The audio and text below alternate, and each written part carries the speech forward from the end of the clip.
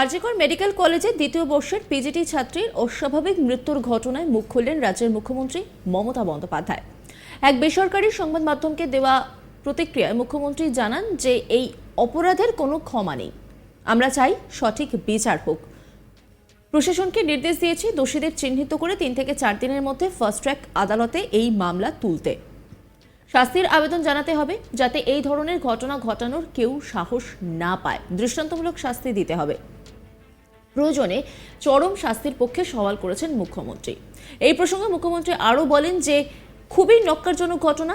যদি কেউ রাজ্য সরকারের উপর ভরসা করতে না পারে তাহলে অন্য কোনো এজেন্সিকে দিয়ে তদন্ত করাতে পারে। সিবিআই তদন্ত চাইলে আমাদের কোনো আপত্তি নেই। পুলিশ তদন্ত করছে।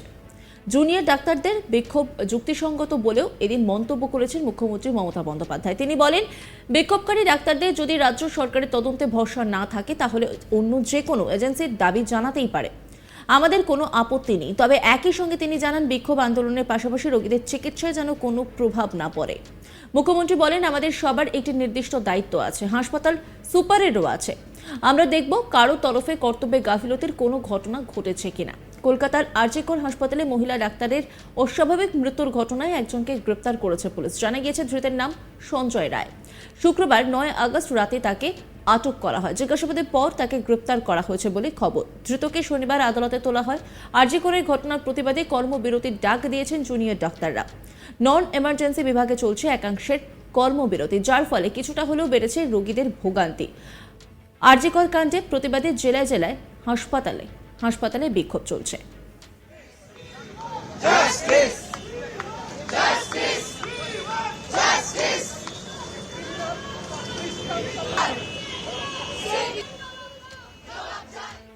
Bankura Sammilani medical college, Medinipur medical কলেজেও বিক্ষোভ চলছে। আরজিকর হাসপাতালে দ্বিতীয় বর্ষের পোস্ট গ্রাজুয়েট ট্রেনি ডাক্তারি পড়ুয়ার মৃত্যুর ঘটনায় পথে নামলেন শহরের ডাক্তাররা। কলকাতার শিশুমঙ্গল হাসপাতাল থেকে দেশপ্রিয় পার্ক পর্যন্ত মিছিল করে ফের শিশুমঙ্গল হাসপাতালে ফিরে আসেন তারা। মিছিলে সামিল হন জুনিয়র ডাক্তার থেকে সিনিয়র সকলে। রাস্তায় নামা ডাক্তারদের একটাই দাবি, আরজিকরের ঘটনায় দোষীদের দৃষ্টান্তমূলক শাস্তি দিতে হবে। ঘটনার পর তড়িঘড়ি পোস্টমর্টম করার বিষয়টিকেও সন্দেহের চোখে দেখেছেন প্রতিবাদী ডাক্তাররা। কোনো কিছু ধামাচাপা দেওয়া অর্থাৎ তথ্য লোপাট করার চেষ্টা হচ্ছে বলেও তারা দাবি করছেন। একই সঙ্গে যে সেমিনার হলে ওই ডাক্তারি ছাত্রের দেহ পাওয়া গিয়েছে সেখানে সিসিটিভি না থাকার বিষয়টি নিয়েও সরব হয়েছেন তারা। যদিও এই ঘটনায় রাজ্যের বিভিন্ন হাসপাতালে কর্মবিরতির ডাক দিয়েছেন জুনিয়র ডাক্তাররা। যদিও কোনোভাবেই মুমূর্ষু রোগীদের চিকিৎসায় এর প্রভাব পড়ছে না বলেই দাবি করেছেন প্রতিবাদী ডাক্তাররা। একই সঙ্গে হাসপাতালে নিজেদের নিরাপত্তার বিষয়টি নিয়েও চিন্তিত তারা। আসাক বাংলার সামনে ক্যামেরার সামনে কি জানালেন প্রতিবাদী ডাক্তাররা, চলুন শুনে নেব। আপনারা প্রোটেস্ট করছেন, আপনারা একটা জাস্টিস চাইছেন, একজনকে গ্রেফতার করা হয়েছে। পুলিশ এবং তার পাশাপাশি রাজ্য সরকারের ওপর কি আস্থা রয়েছে? কোনো একজন ফেকজন না, একজন মহিলা ডাক্তার পোস্ট গ্রাজুয়েট ট্রেনি, তিনি অন ডিউটি হসপিটালের মধ্যে এইভাবে অমানসিক পৈশাচিক অত্যাচার হলো তার উপরে। এবং কালকে সকালে আপনারা ঘটনা জানেন কিভাবে ভিডিওগ্রাফি করে 2-3 জনের উপস্থিতিতে পোস্টমর্টেম করাতে হয়েছে। এই আন্দোলন ছাড়া আদৌ কিভাবে মারা গেছেন সেটা বেরোতে কিনা সেটাই আমাদের সন্দেহ। এবং আজকে ওখানে সিসিটিভি পর্যন্ত নেই। সেই প্রিন্সিপাল একটা অপদার্থ প্রিন্সিপাল, তার কোনো দায়িত্ব নেই। আজকে পুলিশ মন্ত্রী, রাজ্য সরকার, পুলিশকে প্রোঅ্যাক্টিভ হতে হবে। প্রত্যেকটা দোষীকে খুঁজে বার করতে হবে, সিসিটিভি ফুটেজ সামনে নিয়ে আসতে হবে, এগুলো করতে হবে। তারপরে নির্ভয়া কাণ্ডের মতো অ্যাক্টিভলি ফাস্ট ট্র্যাক কোর্টে বিচার করতে হবে, এটাই আমাদের দাবি। এটা কি কোথাও গিয়ে তথ্য লোপাট করা হয়েছে আপনাদের মনে হচ্ছে? কোন তথ্য লোপাট করা হয়েছে আপনাদের মনে হচ্ছে?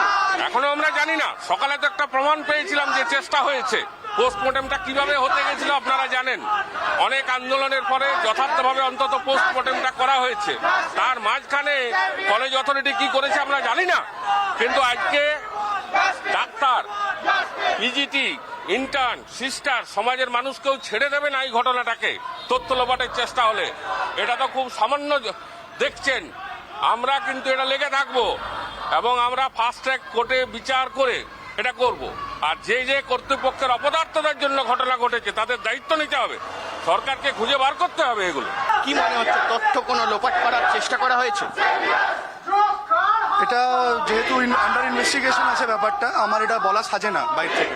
কিন্তু যে পোস্টমর্টম কালকে হয়েছে, যে পোস্টমর্টম হতে যে বেগ বা যে আন্দোলন আমাদেরকে দেখাতে হয়েছে, তাতে যদি এরকম কিছু হয়ে থাকে তো আমি আশ্চর্য হব না।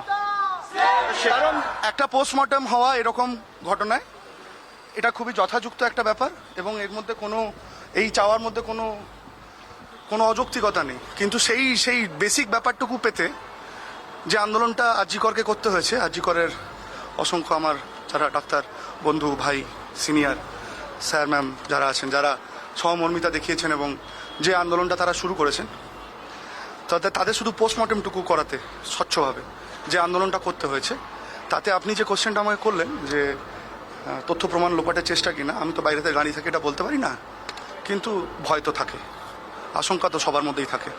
এরকম একটা ঘটনার পরে এই আশঙ্কা থাকেই। যে ঘটনা ঘটলো তারপর ভয় লাগছে? অবশ্যই ভয় লাগছে। আমরা কেউই নিরাপদ বোধ করছি না আমাদের কার্যস্থলে।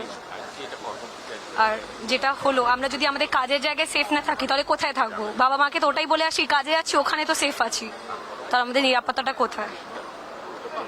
কি কারণে হতে পারে বলে মনে হচ্ছে এমন? এটার কোনো কারণ এটা কোনো কারণ হয় না। এটা যে করেছে ওকে জিজ্ঞেস করা উচিত, ও কি কারণে করেছে, আমাদেরকে না জিজ্ঞেস করে। তথ্য লোপাট করার চেষ্টা হচ্ছে? অবশ্যই হচ্ছে, সেটা তো সবাই দেখতে পাচ্ছে, আমাদের বলতে লাগবে না। আপনারা দাবি করেছিলেন পোস্টমর্টেমের মাধ্যমে, আপনারা দাবি করেছিলেন যে পোস্টমর্টেমটা ম্যাজিস্ট্রেটের সামনে হতে হবে। সে বিষয় নিয়ে এখনো পর্যন্ত কি কোনো রকম পদক্ষেপ নেওয়া হয়েছে? কোনো রকম পদক্ষেপ পেয়েছেন? না, আমরা তো সেরকম কিছু এখন অবধি শুনিনি, কিন্তু আমরা এটা চাই। সেফ বোধ করছেন এখন? না, একেবারেই না। যেখানে কোনো নিরাপত্তা নেই, যেখানে এরকম একটা ইনসিডেন্ট ঘটে গেল, এই অবস্থায় তো নিরাপদ একদমই মনে করছি না। কারণ আমরাও এই ধরনের নাইট ডিউটি করে থাকি, আমরাও যেখানে সেখানে রেস্ট করি, কিন্তু যদি এরকম মেডিকেল কলেজের বুকে এরকম একটা ইনসিডেন্ট ঘটে যায়, সেখান থেকে আর সেফ ফিল করার তো কোনো প্রশ্নই উঠছে না। যাকে ধরা হয়েছে বলা হচ্ছে যে তিনি এখান সেই হাসপাতালের কর্মী নন, তিনি বাইরে থেকে যাতায়াত করতেন এবং প্রচুর সময়, মানে বেশিরভাগ দিনেই কিন্তু তিনি সেখানে ঢুকতেন, হাসপাতালে তার কার্যকলাপ ছিল। দেখুন, হসপিটালের ভেতরের হোক বাইরের হোক, অশিক্ষক কর্মচারী হোক বা যেই হোক, অপরাধ করেছে যে সে অপরাধী। এবং আমাদের একজন ডাক্তার এইভাবে ডিউটি করা অবস্থায় এইরকম একটা হ্যারাসমেন্টের শিকার হয়েছে, সে মারা গিয়েছে। তো সে অভ্যন্তরীণ হোক বাইরের হোক, সিকিউরিটির ব্যবস্থাটা যে কত দুর্বল সেটা পরিষ্কার। প্রায় 48 ঘন্টা হতে চললো, কোনো সিসিটিভির ফুটেজ পাওয়া যাচ্ছে না, কিছু পাওয়া যাচ্ছে না যেটা কনসলিডেট করবে যে কিভাবে ব্যাপারটা হয়েছে। কলকাতার বুকে থেকে এরকম একটা মেডিকেল কলেজ, যেটা কলকাতার মধ্যমণি ধরে নিলাম আমরা, সেরকম জায়গায় থেকে যদি পিজিটির এইরকম অবস্থা। নজর রাখুন আজ তাক বাংলার ইউটিউব স্ট্রিমিংয়ে।